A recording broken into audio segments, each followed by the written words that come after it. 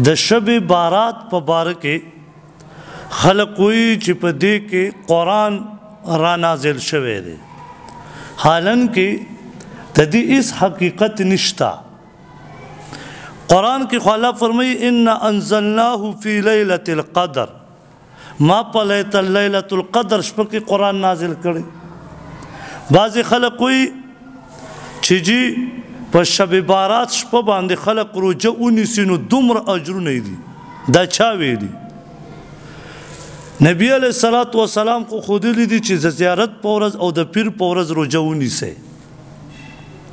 بله بعضې خلق دا وایي چې په دې شپه باندې عمر، رزق او څوک مړه کېږي څوک ژوندي کېږي دا لیکلی کېږي. حالن کې موږ او تاسو بار بار اورېدلی دي چې الله رب العزت د دنیا د جوړولو نه 50,000 کاله مخکې هر څه لیکلي دي. نو بیا دې شپې ته پکې ضرورت څه شو؟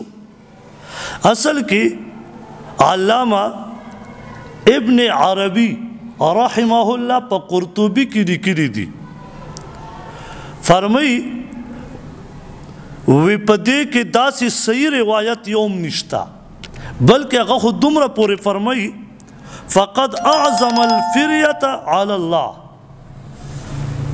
وی هغه څوک چې په الله دروغ تړي دا ډیره لویه ګناه ده.